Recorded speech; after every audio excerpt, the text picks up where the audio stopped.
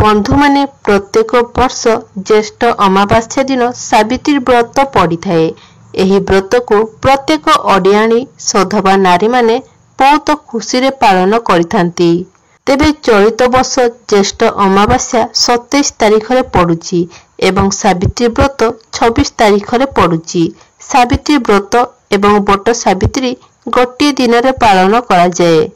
तेबे बंधु माने सावित्री व्रतटी प्रत्येक सधवा नारी मानक पई एक महत्वपूर्ण दिन होइथाए।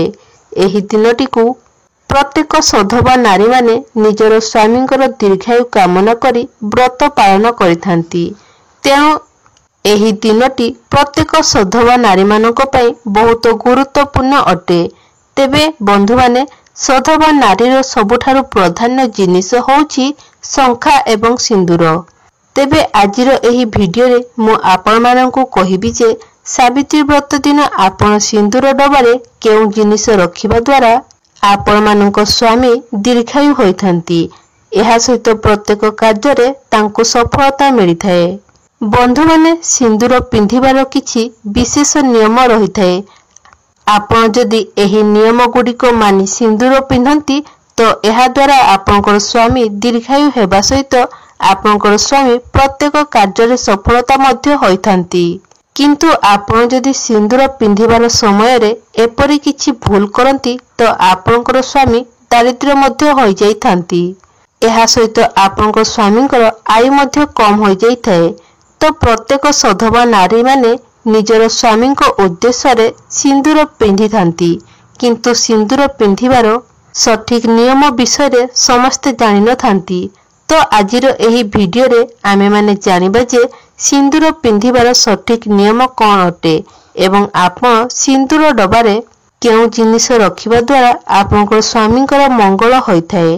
बंधु माने हमर हिंदू धर्म रे विवाहिता महिला मानक पई सिंदूरर एक विशेष महत्व रही थाए। आपण माने प्रत्येक हिंदू विवाहिता महिला माननकु निज मथारे सिंदूर लगेइथिबार निश्चय देखिथिबे। हमर हिंदू धर्म रे सिंदूर को विवाहिता महिला मानकर सुहागनर प्रतीक भावरे मना जाई थाए। विवाह समय रे मध्य सिंदूरर दान करिवार प्रथा रही अछि। एहा परे ही विवाह विधि को संपूर्ण बोली माना जाई थाए।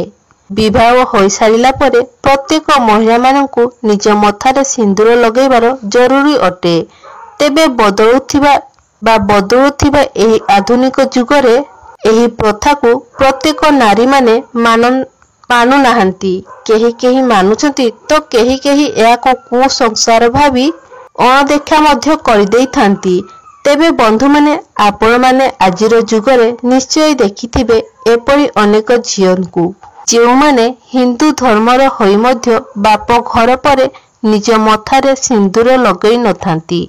मात्र आपण माने जानि रखिबा उचित जे आमर हिंदू धर्म रे सिंदूर पिंधिबार ए जो परंपरा रही ता पछरे धार्मिक महत्व सह वैज्ञानिक मत मध्य रही अछि। तेबे आमर धार्मिक मान्यता अनुसारे सिंदूर लगेइबार किछि नियम रही जहाको पालन करिबा मध्य जरूरी अटे। सिंदूर लगेइबार जो नियम गुड़िक वर्णना करा जाइछि सेही नियम को प्रत्येक विवाहिता नारी माने पालन करिबा उचित। अन्यथा आपनक जीवन रे अनेक समस्या आसी पारे एवं आपनकर स्वामीक जीवन रे अनेक कष्ट मध्य आसी थाए एवं सेही कष्टर कारण परख भावरे आपण ही होइथांती। जो महिला माने सिंदूर लगेइबार नियम गुड़िक पालन करिनथांती सेमानकर स्वामीक जीवन रे धन एवं स्वास्थ्य संबंधित समस्यार सम्मुखीन हेबाकु पड़िथाए। तेबे आसंतो जानिदेबा सिंदूर लगेइबार केउ सबु नियम गुड़िक रहिछि। जो नियम गुड़िक प्रत्येक विवाहिता नारी सिंदूर लगेइबा समय रे पालन करिबा उचित। तेबे प्रथम नियमटी होछि प्रत्येक विवाहिता नारी सिंदूर सर्वदा निज टंकारे किनिकी लगेइबा उचित। अन्य टंकारे किणा जाइथिबा सिंदूर लगेइबा आपनकु अशुभ फल प्रदान करिथाए। द्वितीय रे होछि परिस्थिति जहाँ भी होइथाउरु किंतु आपण अन्य कौनसी नारींकर सिंदूर आनी लगेइबा उचित नुहे। सर्वदा आपण निजर सिंदूर व्यवहार करिबा उचित। यदि आपण कौनसी जगह को जाइछंती ତେବେ ଚେଷ୍ଟା କରନ୍ତୁ ଆପଣ ନିଜ ସାଥିରେ ସିନ୍ଦୁର ନେଇକି ଯିବା ପାଇଁ। ଅନ୍ୟ ମହିଳାଙ୍କର ସିନ୍ଦୁର ଲଗାଇବା ଦ୍ୱାରା ଆପଣଙ୍କ ସ୍ୱାମୀଙ୍କୁ ଧନ ସମ୍ବନ୍ଧୀୟ ସମସ୍ୟାର ସମ୍ମୁଖୀନ ହେବାକୁ ପଡ଼ିଥାଏ। ତୃତୀୟରେ, ଆପଣଙ୍କୁ ଯଦି ସିନ୍ଦୁରର ବା ଆପଣଙ୍କୁ କେହି ସିନ୍ଦୁର ଉପହାରରେ ଦେଇଛନ୍ତି, ତେବେ ସେହି ସିନ୍ଦୁରକୁ ମଧ୍ୟ ଆପଣ ବ୍ୟବହାର କରିବା ଠାରୁ ବଞ୍ଚିତ ରହିବା ଉଚିତ।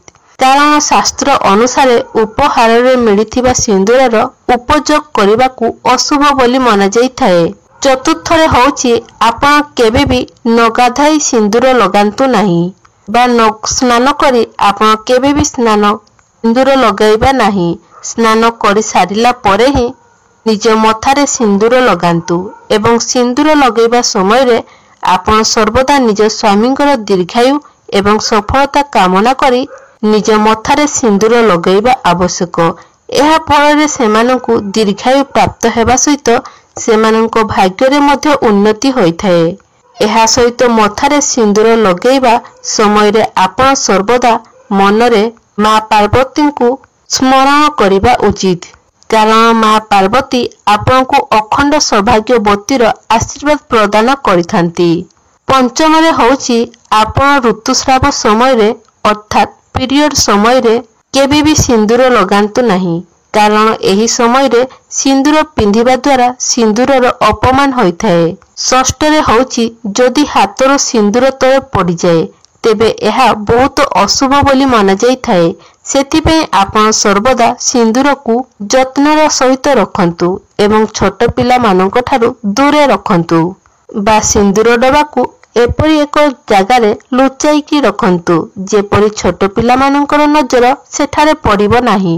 ସପ୍ତମରେ, ଆପଣ କେବେ ବି ଅନ୍ୟ କାହାର ସମ୍ମୁଖୀନରେ ବା ସାମ୍ନାରେ ସିନ୍ଦୁର ଲଗାନ୍ତୁ ନାହିଁ, କାରଣ ଏପରି କରିବା ଦ୍ୱାରା ଆପଣଙ୍କ ସ୍ୱାମୀ ସ୍ତ୍ରୀଙ୍କ ସମ୍ପର୍କ ଉପରେ ଅନ୍ୟମାନଙ୍କର ନଜର ପଡ଼ିଥାଏ, ଯାହା ଫଳରେ ଆପଣଙ୍କ ସମ୍ପର୍କ ଖରାପ ହୋଇଥାଏ ଏବଂ ଆପଣଙ୍କ ଠାରୁ ଆପଣଙ୍କ ସ୍ୱାମୀଙ୍କର ଭଲ ପାଇବା ଏବଂ ପ୍ରେମ କମିଯାଇଥାଏ।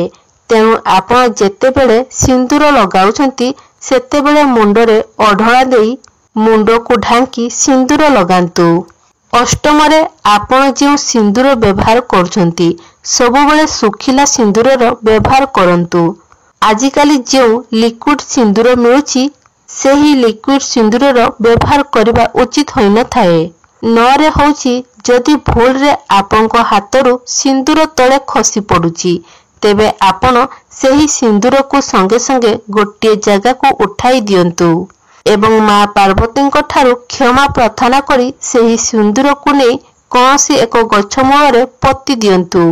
10ରେ ହେଉଛି, ଯଦି ଆପଣ ସିନ୍ଦୁରକୁ ସଠିକ୍ ନିୟମରେ ଲଗାଉଥାନ୍ତି ବା ଲଗାଉନାହାନ୍ତି ତେବେ ମଧ୍ୟ ଏହା ଅତ୍ୟନ୍ତ ଅଶୁଭ ହୋଇଥାଏ। ଆପଣ ସିନ୍ଦୁରକୁ ସର୍ବଦା ଝିଙ୍କ କାଠି କିମ୍ବା ରୂପା କାଠି ଦ୍ୱାରା ଲଗାଇବା ଅତ୍ୟନ୍ତ ଶୁଭ ହୋଇଥାଏ। ଯଦି ଆପଣ ନିଜ ଆଙ୍ଗୁଠିର ବ୍ୟବହାର କରୁଛନ୍ତି ତେବେ ଏହାକୁ ଅତ୍ୟନ୍ତ ଅଶୁଭ ବୋଲି ମନାଯାଇଥାଏ।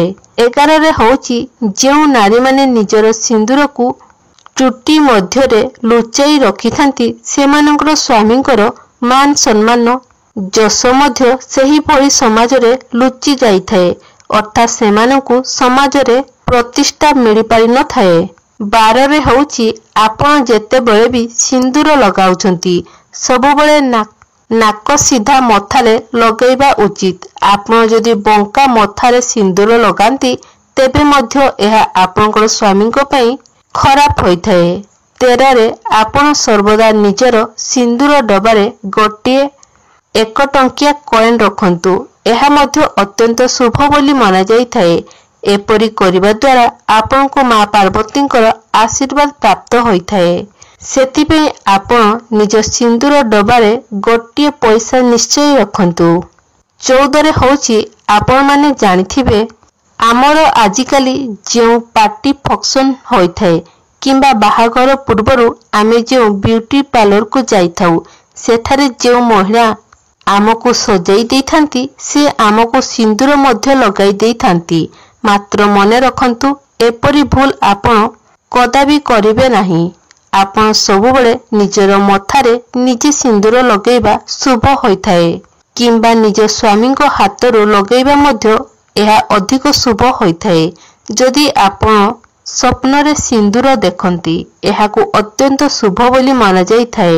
ଏହା ଆପଣଙ୍କୁ ସଂକେତ ଦେଇଥାଏ ଯେ ଆପଣଙ୍କ ପରିବାରର ତରଫରୁ ଆପଣଙ୍କୁ କୌଣସି ଏକ ବଡ଼ ଖୁସି ଖବର ମିଳିବାକୁ ଯାଉଛି।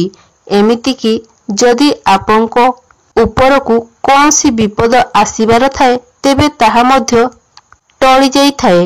ତେବେ କୌଣସି କୁଆଁରୀ ଝିଅ ନିଜ ସ୍ୱପ୍ନରେ ନିଜେ ସିନ୍ଦୁର ଲଗାଇଥିବାର ଦେଖନ୍ତି, ତେବେ ଏହାର ଅର୍ଥ ତାଙ୍କର ନିଜର ମନ ମୁକାବଲା ବଡ଼ ପ୍ରାପ୍ତି ହେବ। ବନ୍ଧୁମାନେ, ଯଦି ଆପଣଙ୍କ ସ୍ୱାମୀ ସ୍ତ୍ରୀଙ୍କ ଭିତରେ ଝଗଡ଼ା ଲାଗି ରହୁଛି, ସମ୍ପର୍କ ଖରାପ ରହୁଛି, ତେବେ ଆପଣ ସୋରିଷ ତେଲରେ କିଛି ସିନ୍ଦୁର ମିଶାଇ ନିଜର ମୁଖ୍ୟ ଦ୍ୱାର ସାମ୍ନାରେ ଏକ ସ୍ୱାସ୍ତିକ ଅଙ୍କନ କରନ୍ତୁ।